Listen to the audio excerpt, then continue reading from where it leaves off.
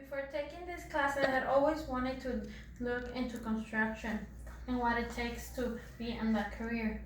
My parents always thought that construction was a field only for men and not for women.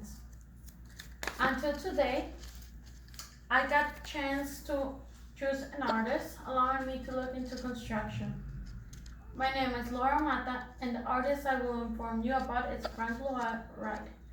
First, I will be discussing his childhood, second, his artwork, and finally about his death. He was an architect, an interior designer, and a good writer. So first, let us begin by discussing his childhood. He was born on June 8, 1867, where he lived in a rural Wisconsin during his childhood. He didn't attend high school there. He moved to Madison to attend high school and left high school without graduating to work for the University of Wisconsin, where he attended there too and take some engineering classes. And also he took some earthquake classes. Now that we discuss about his childhood, second, we will now focus on his art. He had one focus throughout all his work. He focused on the harmony with the rhythms of daily human life and nature. He tried the best to make constructions look closely to nature. His designs were organic architectures. His first job was as an architect in Chicago, meaning that he traveled around during his career a lot. Although his fame came at a cost because of his travelings and all the work he had it, and he didn't pay attention that much to his family. By 1910, from his first wife, he got divorced. His designs became famous during that time, 1910 and 1920s. He lived in Tallahassee, which was his famous house made by him.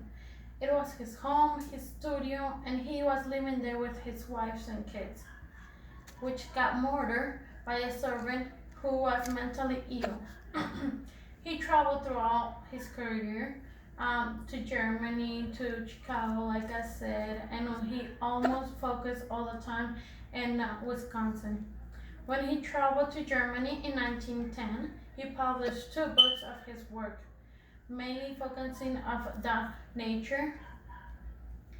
The Empire Hotel was a structure by him that survived fire and earthquake, which he took classes to build buildings better for that situations.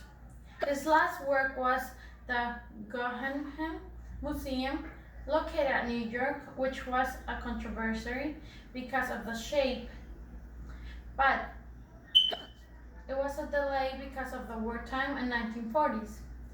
It was built until 1950s, but it was too late because before the opening, he died.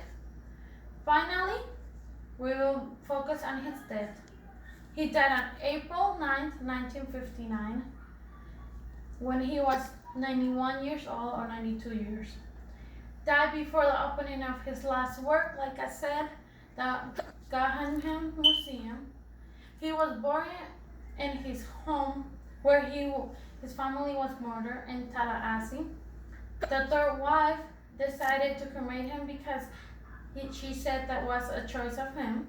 And also, he was moved to Arizona and spread the ashes all over.